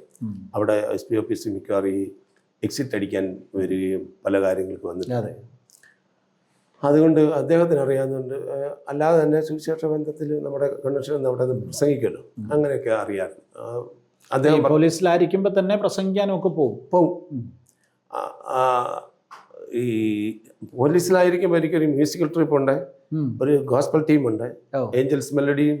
അതുപോലെ തന്നെ അത് ദൈവം അത് രൂപപ്പെടുത്തി കൊണ്ടുവന്നവരെ എൻ്റെ കയ്യിൽ അത് എനിക്ക് പ്രവർത്തിക്കാൻ ദൈവം കൊണ്ടു തന്നു, അങ്ങനെ പ്രവർത്തിച്ചു. അതുകൊണ്ട് ഈ കേരളത്തിലെല്ലാം പോലീസിൻ്റെ ജോലിയോടുള്ള ബന്ധത്തിൽ ജയിലുകൾ പോയി, സെൻട്രൽ ജയിലുകളും സബ് ജയിലുകളിലും ഒക്കെ പോയി സുവിശേഷം അറിയിച്ച് ഹോസ്പിറ്റൽ വിസിറ്റ് ഉണ്ടായിരുന്നു. കിട്ടുന്ന കൺവെൻഷനിലെല്ലാം സംഗീതമായിട്ട് പോകുമായിരുന്നു. നന്നായിട്ട് പാടുമായിരുന്നു അല്ലേ? ആ ഇടയ്ക്ക് വലിയ നല്ലതായിട്ട് പാടിയില്ലെങ്കിലും കുഴപ്പമില്ലാത്ത രീതിയിൽ പാടുമായിരുന്നു. പിന്നെ മിനിസ്ട്രിയിലേക്ക് പ്രസംഗത്തിലേക്ക് വന്നപ്പോഴത്തേക്ക് പാട്ടിൽ നിന്ന് അങ്ങ് മാറാൻ കാരണം ഞങ്ങളുടെ ട്രൂപ്പ് നന്നായിട്ട് പാടുന്നത് കണ്ടപ്പോൾ അന്നത്തെ കേരള റീജിയൻ്റെ ഓവർസിയർ സണ്ണി വർഗീസ് സാറ് ഞങ്ങളുടെ ഒരു കൺവെൻഷൻ, ഞാൻ എല്ലാ വർഷവും ലായ്ക്കാട് കൺവെൻഷൻ, ഞങ്ങളുടെ സ്വദേശത്ത് കൺവെൻഷൻ നടത്തുമായിരുന്നു. അപ്പോൾ കയ്യിൽ നിന്ന് പൈസ ഇട്ടാൽ നടത്തുന്നത്. അപ്പോൾ അദ്ദേഹം ആ ഒരു കൺവെൻഷന് ഒരു ടീമായിട്ട് ഞങ്ങളെ പാട്ട് ചെക്ക് ചെയ്യാൻ വന്നത്, അത് ഞങ്ങൾക്ക് അറിയത്തില്ലായിരുന്നു. അദ്ദേഹം അന്ന് പ്രസംഗിക്കുന്നത് പ്രസംഗം കഴിഞ്ഞാൽ പറഞ്ഞു ഈ വർഷത്തെ ജനറൽ കൺവെൻഷനിൽ ഒന്ന് പാടണമെന്ന്. അങ്ങനെ ഒന്ന് പാടി കഴിഞ്ഞപ്പം ഞാൻ അവിടുത്തെ ബൈബിൾ സെമിനാരി പഠിച്ച് ഗ്രാജുവേറ്റും ചെയ്തു. അതെ. അപ്പോൾ എന്നോട് പറഞ്ഞു ഇനി ടീമും കൊണ്ട് നടക്കണ്ട, സഭയുടെ ചാർജ് തരാം, ചാർജ് എടുക്കാവോ എന്ന് ചോദിച്ചു. അങ്ങനെ വെസ്റ്റോദർ ചർച്ചിൻ്റെ സഭാ ശുശ്രൂഷ എനിക്ക് ഏൽപ്പിച്ചത്. അങ്ങനെ പോലീസിലായിരിക്കുമ്പോൾ അപ്പോൾ എന്നോട് ചോദിച്ചു പോലീസ് കുഴപ്പമുണ്ടോ? ഞാൻ പറഞ്ഞു കുഴപ്പമെല്ലാം ഉണ്ടെങ്കിൽ അങ്ങ് നിർത്തിക്കൊള്ളാം, അല്ലെങ്കിൽ ചെയ്യാമെന്ന് പറഞ്ഞു. അങ്ങനെ ചെയ്ത് ദൈവത്തിൻ്റെ കൃപയാൽ ഒരു കുഴപ്പവും വോളണ്ടറി റിട്ടയർമെൻ്റ് ആകുന്നിടം വരെ ഒന്നും ഉണ്ടായില്ല. അവിടെ സ്ഥലം മേടിച്ച് സഭ പണിത് അതിന് ശേഷമായിട്ട് കുറ്റൂര് ചെന്ന് അവിടെയും സഭാ ഹോള് പണിയാൻ, അവരോട് ചേർന്ന് നിന്ന് പണിയാൻ, അങ്ങനെ അനേക ഇടങ്ങളിൽ കർത്താവിൻ്റെ വേലയോടുള്ള ബന്ധത്തിൽ സഭ ഹോള് പണിയാനും പാസ്റ്റേജ് സിമിറ്റേരി ഇങ്ങനെയൊക്കെ ചെയ്യാനായിട്ട് ദൈവം ഉപയോഗിച്ചു. ആത്മാക്കളെ നേടാനും ദൈവം സഹായിച്ചിട്ടുണ്ട്. അതെല്ലാം ഈ സുവിശേഷ ഈ ജോലിയോടുള്ള ബന്ധത്തിലാണ്. അതിൽ പോലീസിൽ നിന്ന് തന്നെ ചിലരെ കർത്താവിൻ്റെ വേലയ്ക്ക് വേണ്ടിയിട്ട് രക്ഷയിലേക്ക് കൊണ്ടുവരാനൊക്കെ ദൈവം ഉപയോഗിച്ചു. അത് ഞാൻ ഈ പോലീസിൽ അതിനോട് ഇങ്ങനെ ഒരു സുവിശേഷ വേലയ്ക്ക് പോകുന്നതിനോടൊന്നും എതിർപ്പൊന്നും ഇല്ലായിരുന്നു? അങ്ങനെ ഒരു ബുദ്ധിമുട്ടൊന്നും ഉണ്ടായിട്ടില്ലേ? അത് എനിക്കതിന് അങ്ങനെ പറയത്തക്ക എതിർപ്പുകളൊന്നും പറയാനില്ല. പിന്നെ പ്രത്യേകിച്ച് പിന്നെ ഫോഴ്സിൻ്റെ ഭാഗമായിട്ട് മറ്റൊരിടത്തും പോകേണ്ട കാര്യമൊന്നും ഇല്ലായിരുന്നല്ലോ. അപ്പം അല്ല പോകുമായിരുന്നു. എൻ്റെ DYSP എവിടെയെങ്കിലും പോകുമ്പോൾ എന്നെയാണ് കൊണ്ടുപോകാറുള്ളത്. ഓ, അത്തരത്തേക്ക് ഇത് യൂണിഫോം ഇല്ലാതാണ് ഞങ്ങൾ അഡ്മിനിസ്ട്രേഷൻ DYSPയിൽ. പിന്നെ സ്പെഷ്യൽ ഡ്യൂട്ടികളൊക്കെ ഉണ്ടെങ്കിൽ എന്നെ കൊണ്ടുപോകും, അല്ലെങ്കിൽ കൊണ്ടുപോയി ഞാൻ പോകുമായിരുന്നു. എന്തായാലും പിന്നെ ഈ എന്തെങ്കിലും പ്രോബ്ലം ഉള്ളിടത്തൊന്നും അങ്ങനെ പോയിട്ടില്ല. എല്ലാ ഓഫീസിലായിരുന്നുണ്ട്. കൂടുതൽ റൈറ്റിംഗ് ആയിരുന്നു. ഒരു ചാർജ് പോലീസിനെതിരെയുള്ളതായ നോൺ OE ഒക്കെ ചാർജ് ഉണ്ടാകും. ചാർജ് ഫ്ലെയിം ചെയ്യുന്നതും എൻക്വയറി കണ്ടക്ട് ചെയ്യുന്നതും മിനിറ്റ് തയ്യാറാക്കുന്നതും അതെല്ലാം ദൈവത്തിൻ്റെ കൃപയാൽ എന്നെ ഇതെല്ലാം പഠിപ്പിച്ച് ഒരു DYSP അന്നത്തെ അഡ്മിനിസ്ട്രേഷൻ DYSP ആയിരുന്ന, പിന്നീട് SP ആയിട്ട് റിട്ടയർ ആയ B ഷംസുദ്ദീൻ എന്ന് പറയുന്നത് SP, അദ്ദേഹം ഇതെല്ലാം പഠിപ്പിച്ചു. അദ്ദേഹം എൻ്റെ പോലീസിലെ വർക്ക് പഠിപ്പിച്ചതിൽ തലത്തൊട്ടപ്പനാണ്. അങ്ങനെ മിനിസ്ട്രിയിലും പോലീസിലും ഒക്കെ രണ്ടും കൂടെ ബാലൻസ് ചെയ്യാൻ കൊണ്ടുപോകാനായിട്ട് സാധിച്ചു എന്ന് പറയുന്നത് ഇപ്പോൾ ഒരു അത്ഭുതമായിട്ട് തോന്നുന്നുണ്ട്. എന്നിട്ട് ആ പോലീസിലായിരിക്കുമ്പോൾ തന്നെ പോയി സെമിനാരിൽ പോയി പഠിച്ചു. അവധിയെടുത്തെന്ന് പറഞ്ഞാൽ എൻ്റെ ഏർലി മൊത്തം പിന്നെ ഏർലി സറണ്ടർ ചെയ്യാതെ അവിടെ സമ്പാദിച്ചിട്ടു.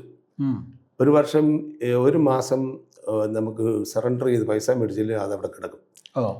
20 ദിവസം HBL ഉണ്ട്, അതും അവിടെ കിടക്കും. അങ്ങനെ ഇത്രയും വർഷത്തെ എല്ലാം കൂടെ സമ്പാദിച്ച് ചെയ്തിട്ടിട്ട് അവധിയെല്ലാം കൂടെ ഒന്നിച്ചു കൂട്ടി വെച്ചേക്കുക, സമ്പാദിച്ച അവധികൾ എന്നിട്ട് അത് എടുത്ത് അവധി എടുത്തിട്ട് ഞാൻ ഇവിടെ വന്നിട്ട് ലാസ്റ്റ് സെമസ്റ്റർ പഠിക്കാനായിട്ട്, അതായത് ഇത് ഒരു BTHന് 6 സെമസ്റ്റർ അല്ലേ, 5 സെമസ്റ്റർ പഠിച്ചു. 6ാമത്തെ സെമസ്റ്റർ പഠിക്കാനായിട്ട് അവധിയില്ല. പിന്നെ ഞാൻ വിത്തൗട്ട് എടുത്താ പോകുന്നത്. ശമ്പളം ഇല്ലാതെ ലീവ് എടുത്ത് പോയി. ഈ ഗഫൂർ എന്ന് പറയുന്ന ഒരാളാണ് SI. ഞാൻ പറഞ്ഞു അത് സണ്ണിക്കുട്ടിയാണ് ചെയ്ത്, ഇങ്ങനെ ഓരോന്നും സണ്ണിക്കുട്ടിയാണ് ചെയ്തെന്ന് പറഞ്ഞപ്പോഴത്തേക്ക് പുള്ളിക്കാരൻ ചോദിച്ചു, ഈ സണ്ണിക്കുട്ടി ആരായി സണ്ണിക്കുട്ടി വിളിക്കാൻ പറഞ്ഞു. പുള്ളി അവധി എടുത്ത് പോയിരിക്കുന്നത്. എവിടെയാന്ന് ചോദിച്ചു. അപ്പോൾ പറഞ്ഞു അവിടെ സെമിനാരി പഠിക്കാൻ പോയിരിക്കുന്നു, എന്നെ വന്ന് കാണാൻ പറയാൻ പറഞ്ഞു. അപ്പോൾ ഞാൻ അത് ക്വാർട്ടേഴ്സിൽ ഭാര്യയും പിള്ളേരുണ്ട്, അവിടെ വിട്ടൊരു പോലീസുകാരനെ വിട്ട് പറഞ്ഞ് DYSP വിളിക്കുന്നുണ്ട്, അവിടെ ചെന്ന് കാണണമെന്ന് പറയുന്നത്. ഞാൻ പിറ്റേ ദിവസം രാവിലെ DYSP ചെന്ന് കണ്ടപ്പോൾ പറഞ്ഞു എവിടെ. അപ്പോൾ ഞാൻ പറഞ്ഞു ഇങ്ങനെ പഠിക്കുക, ഇങ്ങനെ എപ്പോഴും അവിടെ ചെല്ലണം, 8:30 ചെല്ലണം, എപ്പോൾ പോരാൻ പറ്റും, ക്ലാസ് ഇരുന്ന് ചോദിച്ചു. ഞാൻ പറഞ്ഞു അവിടെ 1:15 തീരും. അങ്ങനെ ഒത്തിരി കാര്യങ്ങളെല്ലാം അന്വേഷിച്ചതിന് ശേഷമാണ് പറഞ്ഞത്. എത്ര മണിക്ക് ഇവിടെ വരാമെന്ന് ചോദിച്ചു. ഞാൻ പറഞ്ഞു ഒരു 2:30 ഇവിടെ വരാം. 2:30 വരണ്ട, 3 മണിക്ക് ഇവിടെ വരാമെന്ന് ചോദിച്ചു. 3 മണിക്ക് വന്നിട്ട് രാത്രി 8 മണി വരെ ഇവിടെ നിന്ന് ജോലി ചെയ്യാമെന്ന് ചോദിച്ചു. ജോലി ചെയ്യാമെങ്കിൽ നാളെ വന്ന് ജോയിൻ ചെയ്യാൻ പറഞ്ഞു. അങ്ങനെ ഞാൻ ജോയിൻ ചെയ്തു. ശരി. അങ്ങനെ ഞാൻ ജോയിൻ ചെയ്തു. 8 മണി വരെ ഒന്നും അല്ല, അതിൽ കൂടുതൽ സമയം ഇരുന്ന് ജോലി തീർക്കുമല്ലോ. അങ്ങനെ എല്ലാ കാര്യങ്ങളിലും ചെയ്തു. അദ്ദേഹത്തിന് ഇഷ്ടമായിരുന്നു, എനിക്ക് സന്തോഷമായിരുന്നു. ശമ്പളം ഇല്ലാതെ ഒന്നുമില്ലാതെ അതാ എൻ്റെ പോലീസും നമ്മളെ ദൈവത്തിന് വേണ്ടി പ്രവർത്തിക്കാൻ ആഗ്രഹിച്ചു കഴിയുമ്പോൾ ദൈവം വഴി തുറക്കുന്നു എന്നുള്ളൊരു അനുഭവം അത്. ഓക്കെ. പിന്നീട് പഠിത്തം ഇവിടുത്തെ കഴിഞ്ഞപ്പോൾ ഞാൻ ഫിലിപ്പീൻസിലേക്ക് അവധി എടുത്തു. അതും വിത്ത് ലോസ് ഓഫ് പേയിൽ അവധി എടുത്തിട്ട്. അത് എത്ര കാലമാണ് ഫിലിപ്പീൻസിൽ പോയി പഠിച്ചു? ഫിലിപ്പീൻസിൽ ഏകദേശം എല്ലാം കൂടി ഒരു 2 വർഷത്തോളം പഠിച്ചു. 2 വർഷത്തോളം പഠിച്ചു. അപ്പം 2004 പോയി. അതിന് ശേഷമായിട്ട് പിന്നെ 2010, 2011, 2012 പോയായിരുന്നു. അങ്ങനെ അവിടെ ക്രിസ്ത്യൻ ലീഡർഷിപ്പിൽ MA എടുത്ത് അതിന് ശേഷമായിട്ട് ഡീമിൻ ചെയ്യാൻ ഇടയായി. അത് അങ്ങനെ അതെല്ലാം ദൈവത്തിൻ്റെ പദ്ധതിയായിരുന്നു. പിന്നീട് എങ്ങനെ ഈ ഓവർസിയർ ആകുന്നത് അത് പറഞ്ഞു? ഓവർസിയർ ആകുന്നത് ഞാൻ ഇവിടെ വോളണ്ടറി എടുത്തു കഴിഞ്ഞപ്പോൾ തന്നെ ആ വർഷം അതിനു മുമ്പ് ഈ വോളണ്ടറി എടുക്കാനായിട്ട് എന്തോ കാരണം, ഈ ജോലി ഇതും കൂടെ ഒന്നിച്ച് കൊണ്ടുപോകാമായിരുന്നല്ലോ. കൊണ്ടുപോകാമായിരുന്നു. വോളണ്ടറി എടുക്കാൻ ദൈവത്തിൻ്റെ ഒരു പ്രചോദനം എനിക്കുണ്ടായി. ആ വോളണ്ടറി എടുക്കണമെന്ന് ദൈവത്തിൻ്റെ ആത്മാവിനെ കമ്പൽ ചെയ്തു. That's right. അപ്പോൾ ഞാൻ ഈ വോളണ്ടറിയുടെ ആപ്ലിക്കേഷൻ എഴുതിയിട്ട് കോട്ടയം SP അന്ന് രാജഗോപാലൻ എന്ന് പറയുന്ന SP ആയിരിക്കുന്നു. അദ്ദേഹം ഇവിടെ ചങ്ങനാശ്ശേരിയിൽ ഇരുന്നപ്പോൾ അദ്ദേഹത്തിൻ്റെ വയർലെസ് ഓപ്പറേറ്റർ ആയിരുന്നു ഞാൻ. അപ്പോൾ അതുകൊണ്ട് ഇദ്ദേഹത്തിനൊരു സസ്പെൻഷൻ വന്നപ്പം ആ മെസ്സേജ് എഴുതിക്കൊണ്ട് കോട്ടയത്തിൽ കൊണ്ടുകൊടുത്ത് ഞാൻ അന്നേരത്തേക്ക് ഞാൻ അദ്ദേഹത്തോട് പറഞ്ഞു, സാർ ഒന്നും പേടിക്കണ്ട, വിഷമിക്കണ്ട, ഈ മെസ്സേജ് കണ്ടിട്ട് സാറ് സർവീസിലേക്ക് കയറി വരും, സസ്പെൻഷനൊക്കെ മാറും, അതിനുവേണ്ടി ഞാൻ പ്രാർത്ഥിച്ചോളാം. ഇങ്ങനെ ഞാൻ പറഞ്ഞു. ഇങ്ങനെ പറഞ്ഞാൽ ഞങ്ങൾ പോയി അദ്ദേഹം സസ്പെൻഷനിലും പോയി, ഞാൻ ഇവിടുന്ന് SP ഓഫീസിലും ചെന്നു. അത് കഴിഞ്ഞിട്ട് ഞാൻ ഫിലിപ്പീൻസിൽ നിന്ന് വന്നു കഴിഞ്ഞ് ജോയിൻ ചെയ്ത് കഴിഞ്ഞപ്പോൾ ഈ വോളണ്ടറി റിട്ടയർമെൻറ്റിന് എഴുതി കൊടുക്കുമ്പോൾ ഇദ്ദേഹം SP ആണ്. അപ്പോൾ വർഷങ്ങൾ ഒത്തിരി ആയി. അതെ. അപ്പം എന്നെ കണ്ടപ്പോൾ കണ്ടിട്ടുണ്ട്. ഞാൻ ഒരു സാറ് സസ്പെൻഷനായി പോകുന്ന ആ മെസ്സേജ് കൊണ്ടുവന്ന് ഞാൻ തരുന്നത് ഞാനായിരുന്നു. അന്ന് ഞാൻ സാറിനോട് പ്രാർത്ഥിക്കാമെന്ന് പറഞ്ഞത്. അപ്പം പുള്ളി ആകാംക്ഷയുടെ കണ്ണാടിയൊക്കെ ഊരി വെച്ചിട്ട് എന്നെ ശ്രദ്ധിച്ചത് കൂടുതൽ കാര്യങ്ങൾ അറിയാം. നിങ്ങൾ എന്തിനാണ് ഇത് എഴുതി കൊടുക്കുന്നത്? നിങ്ങൾ ആ ചങ്ങനാശ്ശേരിയിലല്ലേ നിങ്ങളുടെ നാട്ടിൽ, ചങ്ങനാശ്ശേരിയിൽ ഇരുന്നുകൊണ്ട് അവിടെ പഠിപ്പിക്കാൻ പോവുകയോ പ്രാർത്ഥിക്കുകയോ പ്രസംഗിക്കുകയോ എന്നെ വേണ്ടി ചെയ്തു, നിങ്ങളെ ആരും ഒന്നും ചെയ്യത്തില്ല എന്ന് പറഞ്ഞു. ഞാൻ പറഞ്ഞു, അല്ല സാറേ, എനിക്ക് വോളണ്ടറി റിട്ടയർമെൻറ്റ് ഒത്തിരി പറഞ്ഞിട്ട് ഇദ്ദേഹം കമ്പൽ ചെയ്തിട്ടും ഞാൻ അനുസരിക്കാത്തതുകൊണ്ട് ആര് പറഞ്ഞിട്ടാണ് നിങ്ങളിത് ചെയ്യുന്നതെന്ന് ചോദിച്ചു. ഞാൻ പറഞ്ഞു, സാറേ ദൈവം പറഞ്ഞിട്ടാണ് ചെയ്യുന്നത്, ഉള്ള കാര്യമാണ്. പുള്ളി അവിടെ പേന എടുത്തിട്ട് അതങ്ങ് സാങ്ഷൻ ചെയ്യാറുണ്ട്. ഇത് തന്നെയാണ് ശ്രീകുമാർ എന്ന് പറയുന്ന DSP ഈ ചങ്ങനാശ്ശേരിയിലിരിക്കുമ്പോൾ അദ്ദേഹത്തിൻ്റെ അടുത്തിട്ട് ഈ ആപ്ലിക്കേഷൻ കൊണ്ട് കൊടുത്തപ്പം ഞാൻ ചങ്ങനാശ്ശേരിയിലെ പോലീസ് സ്റ്റേഷനിൽ എന്നെ അപ്പോയിൻമെൻറ്റ് ചെയ്തു റിട്ടയർമെൻറ്റ് എടുക്കാൻ വേണ്ടിയിട്ട്. ഞാനിവിടെ CID എടുത്ത് ഈ ആപ്ലിക്കേഷൻ കൊണ്ടുവന്നപ്പോൾ അദ്ദേഹം ഇത് തന്നെ പറഞ്ഞു, ഈ നാട്ടിൽ 2 സ്റ്റാറും വെച്ച് ഇതിലെ അങ്ങോട്ടും ഇങ്ങോട്ടും നടന്നാളുടെ വെയിറ്റ് നീ ഇത് കഴിഞ്ഞിട്ട് കിട്ടത്തില്ലെന്ന് പറഞ്ഞു. ഞാൻ പറഞ്ഞു, സാറേ ഇത് ചെയ്യുന്ന അത് ഞാൻ പറഞ്ഞു, സാറ് പറഞ്ഞത് സത്യമാണ്. ആ വെയിറ്റ് അത് ഞാൻ എതിരൊന്നും പറയുന്നില്ല, അതൊരു വെയിറ്റാണ്. എൻ്റെ നാട്ടിൽ കൂടെ 2 സ്റ്റാർ വെച്ച് റിബണ് വിട്ട് പി ക്യാപ്പ് വെച്ച് അങ്ങോട്ടും ഇങ്ങോട്ടും നടന്നാൽ ആക്കിയിട്ട് നടന്നാൽ അതിനൊരു വെയിറ്റ് വേറെയാണ്. അത് ഞാൻ സമ്മതിച്ചു സാറേ, പക്ഷേ ഇത് ചെയ്തേ പറ്റത്തുള്ളൂ. അങ്ങനെ ചെയ്ത് കഴിഞ്ഞപ്പോൾ ജോസഫ് T. സാം ഓവർസിയർ ആയപ്പോൾ അന്ന് ഫിലിപ്പീൻസിൽ പഠിച്ചിട്ട് വന്നിരിക്കുന്നു ഞാൻ. അപ്പം ഞാൻ ചർച്ച് ഗ്രോത്ത് മിഷൻ്റെ ഡയറക്ടറുമായിരുന്നു. അപ്പം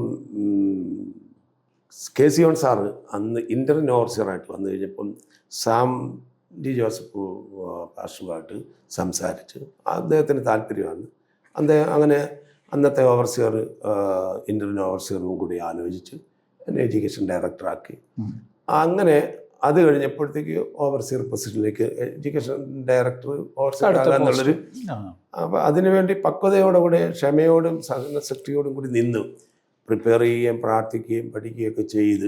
തന്നെയല്ല, ഈ അഡ്മിനിസ്ട്രേഷൻ രംഗത്ത് പോലീസിലുണ്ടായിരുന്ന എക്സ്പീരിയൻസ് ഒത്തിരി പ്രയോജനപ്പെട്ടു. ദൈവം പഠിപ്പിച്ചു. ആടിനെ തീറ്റാൻ ദാവീദിനെ പഠിപ്പിച്ചു കൊണ്ടുവന്ന് മനുഷ്യനെ നയിക്കാൻ എടുത്തതുപോലെ പോലീസിലിരുന്ന് അഡ്മിനിസ്ട്രേഷൻ DYSPയുടെ റൈറ്ററായിരുന്നു. അതുകൊണ്ട് ഏതൊരു കാര്യം വന്നാൽ സമചിത്തതയോട് കൂടി ശ്രദ്ധിക്കാനും ക്ഷമിക്കാനും ഒക്കെ ദൈവം പഠിപ്പിച്ചു. സംയമനം പാലിക്കാനും കൊടുക്കാനും വാങ്ങിക്കാനും ആശ്വസിപ്പിക്കാനും പല കാര്യങ്ങളും അഡ്മിനിസ്ട്രേഷനോട് ബന്ധത്തിൽ ദൈവം പഠിപ്പിച്ച് പോലീസിൽ ഇരുത്തി എന്നെ അതിനുവേണ്ടി അവിടെ കൊണ്ടുവന്നു. ഓക്കെ. അപ്പോൾ തന്നെ ഈ IC തമ്പാ സാറ് ഈ ഡ്യൂട്രോൺ ബാലൻസ് എന്ന് പറഞ്ഞാൽ കണക്കിൻ്റെ എല്ലാ കാര്യങ്ങളും, അക്കൗണ്ട് കാര്യങ്ങളെല്ലാം, അപ്പോൾ അവിടുത്തെ പോലീസ് ക്ലബിൻ്റെ ഒരു പണി വന്നപ്പോഴത്തേക്ക് ജില്ലയിലെ മുഴുവൻ പോലീസും SP ആയിട്ട് സംസാരിക്കുമ്പോൾ ഈ കാര്യങ്ങളെല്ലാം കണക്കെല്ലാം ആരാ വിശ്വസ്തനായ ഒരാളെ വേണമെന്ന് പറഞ്ഞപ്പം ഈ IC തമ്പാ സാറ് പറഞ്ഞു, അത് എൻ്റെ കൂടെ ഒരു പോലീസുകാരനുണ്ട്, ഞാൻ അവനെ ഏൽപ്പിച്ചോളാം. എൻ്റെ പേര് പറഞ്ഞു. അവരെല്ലാവരും സമ്മതിച്ചു. അപ്പോൾ എന്നോട് വന്ന് പറഞ്ഞപ്പോൾ ഞാൻ പറഞ്ഞു, സാറേ എനിക്കിതൊന്നും എഴുതാനെന്ന് പറയുന്നത്, എന്നെ ആക്കണ്ടെന്ന് പറഞ്ഞു. എനിക്ക് അക്കൗണ്ടൊന്നും ക്ലിയർ ചെയ്യാനറിയാം. എടാ, ഞാൻ 2 വർഷം CAക്ക് പോയ ആളാണ്, നിനക്ക് ഏത് അക്കൗണ്ടാണ് പഠിക്കേണ്ടതെന്ന് ചോദിച്ചു. പഠിപ്പിച്ചു. നീ ഒരു അക്കൗണ്ട് ബുക്കും മേടിച്ചിട്ടുണ്ടെന്ന് കൊണ്ടുവരാൻ പറഞ്ഞു. പുള്ളി അത് മുഴുവൻ ലെഡ്ജർ എഴുതാനും എല്ലാം ലെഡ്ജർ എഴുതാനും പിന്നെ ഡ്യൂട്രോൺ ബാലൻസ്, ശമ്പള ഫിക്സേഷൻ വന്നു കഴിഞ്ഞാൽ അത് ശമ്പളം ഡ്യൂട്രോൺ ബാലൻസ് റെഡിയാക്കി അത് പുതിയ പേ ബിൽ റെഡിയാക്കാനായിട്ട് എല്ലാം പഠിച്ചു. അതെല്ലാം ദൈവം എന്നെ പഠിപ്പിക്കാൻ വേണ്ടി അവിടെ കൊണ്ടാക്കി. അവിടെ ആയിരുന്നത് കഷ്ടതയൊന്നും അല്ലായിരുന്നു. എല്ലാ DYSPമാർക്കും എന്നോട് വളരെ താല്പര്യമായിരുന്നു, ദയ തോന്നിയിരുന്നു. അത് ഞാൻ ദൈവവചനം പഠിച്ചപ്പോഴത്തേക്ക് രാജാക്കന്മാരുടെ ഹൃദയത്തിൽ ദയ തോന്നിപ്പിച്ചിട്ട് പ്രവാചകന്മാരുടെയും ദേവദാസന്മാരുടെയും ഒക്കെ അല്ലെ പുരോഹിതന്മാരോടൊക്കെ ദയ കാണിച്ചത് നമ്മൾ പഠിക്കുന്നുണ്ടല്ലോ. അതുപോലെ തന്നെ അവരുടെ ഹൃദയത്തിൽ ദൈവത്തിൻ്റെ കൃപ കൊടുത്തിട്ട് നമ്മളോട് ദയ കാണിക്കാനിടയാണ്. അതല്ല എൻ്റെ പുണ്യപ്രവൃത്തിയും കഴിവൊന്നുമല്ല, അതിനുള്ള കഴിവൊന്നും എനിക്കില്ലാതെ. പക്ഷേ ഇപ്പോഴതെല്ലാം ദൈവം അങ്ങനെ ആക്കി തീർത്ത് കൊണ്ടുവന്നപ്പം അതെല്ലാം ഇതെല്ലാം നമ്മളിങ്ങനെ കൊണ്ടുവരുമ്പോഴും നമ്മുടെ ആത്യന്തിക ലക്ഷ്യം എന്ന് പറയുന്നത് നമ്മുടെ മക്കളെ കൊണ്ടുവന്ന് എവിടെയെങ്കിലുമൊക്കെ ആക്കി അവരെ നമ്മളെ പോലെ ആക്കി കൊണ്ടുവരണം എന്നുള്ളതാണ്. അതാണ് എനിക്കിപ്പം ഒരു ശൂന്യമായ ഭാഗം നിൽക്കുന്നത്. ഓക്കെ. പിന്നെ എത്ര വർഷം സർവീസ് ഉള്ളപ്പോഴാണ് വോളണ്ടറി റിട്ടയർമെൻ്റ് എടുക്കുന്നത്? വോളണ്ടറി റിട്ടയർമെന്റ് എടുക്കുന്നത് എത്ര വർഷം സർവീസ് എന്നുള്ളതെന്നല്ല അടിസ്ഥാനമല്ല. ഇനി എത്ര വർഷം കൂടെ ജോലി ചെയ്യാമായിരുന്നു? 3 വർഷം കൂടെ ചെയ്യാമായിരുന്നു. അപ്പം പെൻഷനും കാര്യങ്ങളും ഒക്കെ ഈ വോളണ്ടറി റിട്ടയർമെന്റ് എനിക്ക് ഒട്ടില്ല. എൻ്റെ കൂടെ ജോലി ചെയ്തവർ റിട്ടയർഡ് ആയപ്പോൾ 10-35 ലക്ഷം മേടിക്കുമ്പോൾ 35,000 രൂപ പെൻഷൻ മേടിച്ചപ്പോഴത്തേക്ക് എനിക്ക് കിട്ടിയത് 7,000-6,000 രൂപയാണ്. കാരണം ഈ ലോസ് ഓഫ് പേ ഇത് ഇൻക്രിമെന്റ് കട്ടായി പോകും. അതുകൊണ്ടില്ല. പക്ഷെ തമ്പുരാന് വേറെ ഇൻക്രിമെന്റ് ഒക്കെ തന്ന് പിന്നെ തമ്പുരാൻ തന്നപ്പോ വാരിക്ക് വരില്ലേ തമ്പുരാൻ തന്നപ്പോഴത്തേക്ക് അളവ് കൂടാതെ തന്നു. അതുകൊണ്ട് അതൊന്നും ഒരു നഷ്ടമായിട്ട് ഇതുവരെ തോന്നിയിട്ടില്ല. ദൈവത്തിന് നന്ദിയേ പറയുന്നുള്ളൂ. അതുകൊണ്ട് ഇന്നും ദൈവം നമ്മളെ. ഓക്കെ. ഈ പിന്നെ ഇപ്പം ശരിക്കും എന്തെങ്കിലും പദവികളുണ്ടോ സഭയിൽ? ഞാൻ ഓവർസിയറായിട്ട് 2020 കഴിഞ്ഞപ്പോഴത്തേക്ക് വേൾഡ് വിഷൻ എന്നെ ഓണർ ചെയ്ത് മിഷനറി എഡ്യൂക്കേറ്റർ സൗത്ത് ഏഷ്യ എന്ന് പറഞ്ഞു. അതൊരു പോസ്റ്റ് ആക്ച്വലി ദൈവം നമ്മളെ വേൾഡ് വിഷനിൽ കൂടി ആദരിച്ചതാണ്. അതൊരു പദവിയായിരുന്നു. അതിനകത്ത് പിന്നെ ഒന്നും എനിക്ക് ഒരു കുറവും പറയാനില്ല. അത് ഞാനിങ്ങനെ കണ്ടിന്യൂ ചെയ്ത് പോകുന്നു. അതിനകത്ത് പ്രത്യേകിച്ച് ലേബൽ എന്തെങ്കിലും വർക്ക് എന്തെങ്കിലും അവർ ഡെപ്യൂട്ട് ചെയ്ത്. ഇതിൻ്റെ ഇടയ്ക്ക് ഞാൻ നേപ്പാളിൽ പോയി ബൈബിൾ കോളേജിൽ പഠിപ്പിച്ചു. അതിന് ഇവിടെ ഇപ്പം കഴിഞ്ഞ പ്രാവശ്യം പോയി പിന്നെ ആഫ്രിക്കയിലൊന്ന് പറഞ്ഞു. ഇതൊന്നും അങ്ങനെയുള്ളൊരു അപ്പോയിൻമെൻറ്റ് മിനിസ്ട്രി അല്ല. പക്ഷേ ആ ഒരു പൊസിഷൻ എനിക്ക് കിട്ടിയപ്പോൾ അങ്ങനെയുള്ള വഴികൾ തുറന്നു. ഒരു കറേജ്, അറിയാതൊരു കറേജ് എനിക്ക്, ആത്മാഭിഷേകം നമുക്കുണ്ട്. പിന്നെ നമ്മുടെ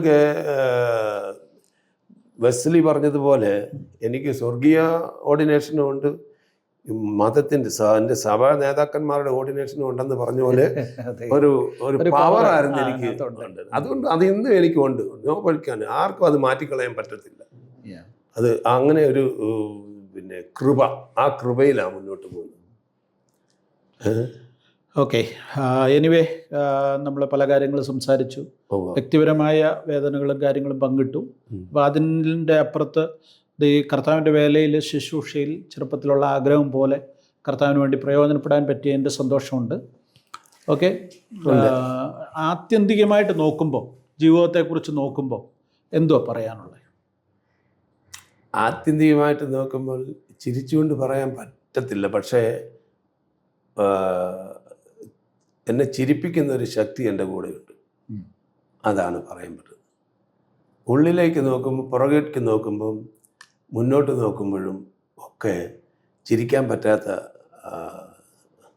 സാഹചര്യങ്ങൾ. പക്ഷേ ഞാനിപ്പോഴും ചിരിക്കുന്ന സാറിൻ്റെ അടുത്ത് ഞാൻ ചിരിക്കുന്നില്ലേ? അതെ. ഞാനല്ല ചിരിക്കുന്നത്, ആ ശക്തി എന്നെ കൊണ്ട് ചിരിപ്പിക്കുന്നതാണ്.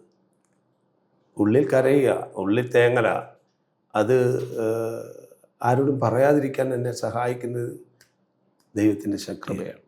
ഞാൻ എൻ്റെ മക്കളുടെ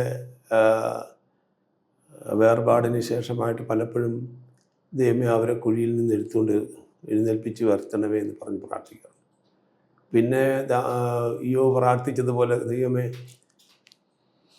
എനിക്ക് അവരെ കാണാൻ പറ്റുമോ എന്ന് വല്ല എഴുന്നേൽപ്പിച്ചുകൊണ്ട് എനിക്ക് അവരെ കാണാൻ പറ്റുമോ എന്നുള്ള നിലയിൽ കരഞ്ഞ് തേങ്ങലടിച്ച് കരഞ്ഞ് മയങ്ങിപ്പോകുമ്പോഴത്തേക്ക് ദൈവം എൻ്റെ സമീപത്തിൽ നിൽക്കുകയും എന്നോട് സംസാരിക്കുകയും ചെയ്യുന്നത് പലപ്പോഴായിട്ട് എനിക്ക് ആ കണ്ണുനീരിൻ്റെ ഹൃദയഭാരത്തിൻ്റെ അവസ്ഥയിൽ അനുഭവിച്ചിട്ടുണ്ട്.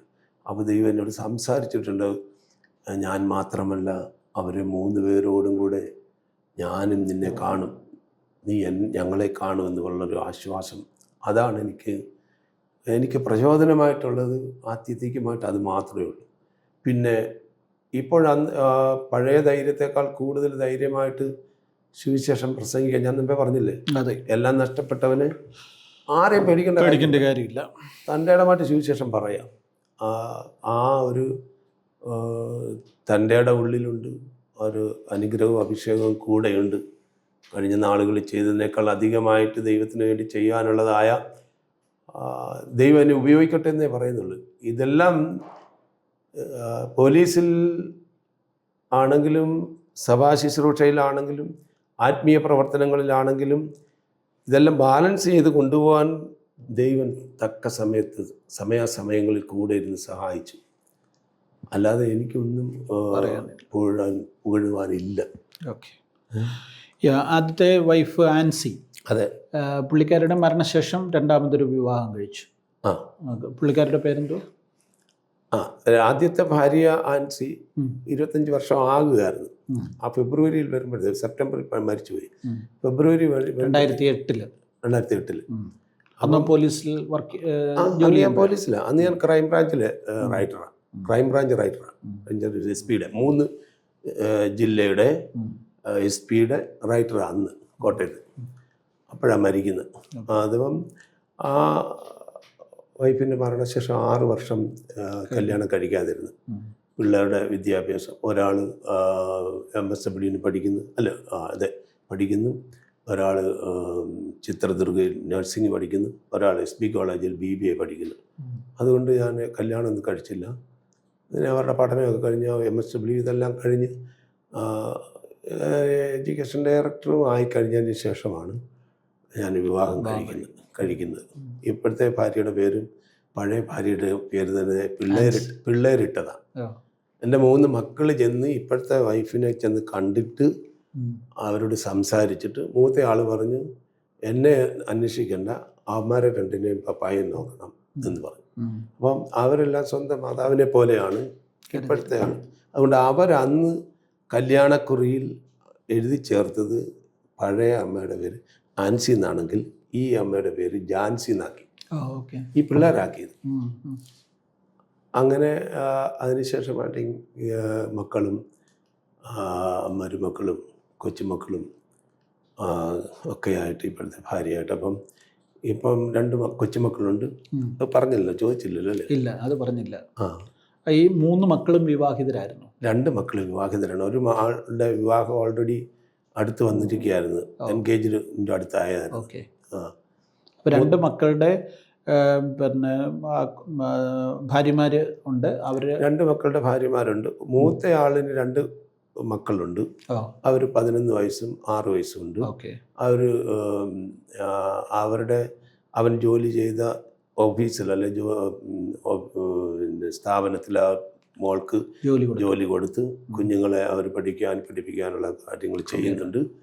അവിടെ പഠിപ്പിക്കുന്നു. പിന്നെ അവർക്ക് താമസിക്കാനുള്ള സൗകര്യം കൊടുത്തിട്ടുണ്ട്. പിന്നെ എന്നോട് എന്തെങ്കിലുമൊക്കെ ചോദിച്ചാലും ഞാൻ അവരെ ദൈവം തരുന്ന കൃപയ്ക്കനുസരിച്ച് സഹായിക്കുന്നുണ്ട്.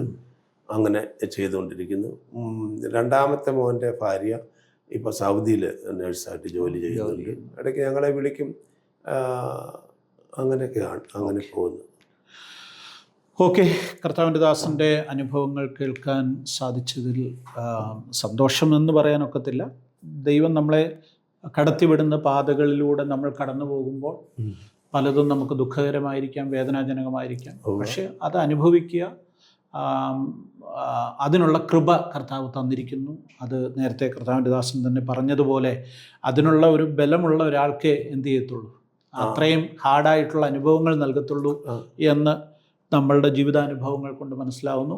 ഇവിടെ ഞാൻ പാസ്റ്റർ KC സണ്ണിക്കുട്ടിയുമായിട്ട് സംസാരിക്കുമ്പോൾ അദ്ദേഹം കടന്നുപോയ ജീവിതപാതയിൽ അദ്ദേഹം അനുഭവിക്കേണ്ടി വന്ന വേദനാജനകമായ അനുഭവങ്ങൾ ഇതൊക്കെ നമ്മൾ ഷെയർ ചെയ്തു. ഒരുപക്ഷെ ജീവിതത്തിൻ്റെ നിരാശാജനകമായ അനുഭവങ്ങളിലൂടെ, വേദനകളിലൂടെ എന്തുകൊണ്ട് എൻ്റെ ജീവിതത്തിൽ ഇങ്ങനെയൊക്കെ സംഭവിച്ചു എന്ന് കരുതുന്ന ആരെങ്കിലും ഇത് കാണുന്നുണ്ടെങ്കിൽ നിങ്ങളുടെ മുൻപിൽ പാസ്റ്റർ കെ സി സണ്ണിക്കുട്ടിയുടെ ജീവിതം ഒരു തുറന്ന പുസ്തകമായി അദ്ദേഹം നമ്മുടെ മുൻപിൽ പറഞ്ഞിരിക്കുകയാണ്. അദ്ദേഹത്തിൻ്റെ അനുഭവങ്ങളുടെ തീവ്രത അദ്ദേഹത്തെ തകർത്ത് കളയേണ്ടതായിരുന്നു മാനുഷികമായി ചിന്തിച്ചാൽ. എന്നാൽ അതിനപ്പുറത്ത് തന്നെ താങ്ങുന്ന ഒരു കരമുണ്ട്. ദൈവത്തിൻ്റെ ഇടപെടൽ, ദൈവത്തിൻ്റെ സാന്നിധ്യം അദ്ദേഹത്തിൻ്റെ ജീവിതത്തിൽ അദ്ദേഹം അനുഭവിക്കുന്നുണ്ട്. സുവിശേഷ വേലയിൽ താൻ മുൻപെങ്ങനെയായിരുന്നോ അതേപോലെ തന്നെ ശക്തിയോടുകൂടെ, ഒരുപക്ഷെ അതിനേക്കാൾ പൂർവാധികം ശക്തിയോടുകൂടെ തന്നെ അദ്ദേഹം അതിൽ മുന്നോട്ട് പോകുന്നു. നിങ്ങളുടെ പ്രാർത്ഥനയിൽ അദ്ദേഹത്തെ വ്യക്തിപരമായി, അദ്ദേഹത്തിൻ്റെ കുടുംബത്തെ, അദ്ദേഹത്തിൻ്റെ കൊച്ചുമക്കളെ ഒക്കെ ഓർത്ത് പ്രാർത്ഥിക്കുക. ദൈവം നമ്മെ എല്ലാവരെയും ധാരാളമായി അനുഗ്രഹിക്കും.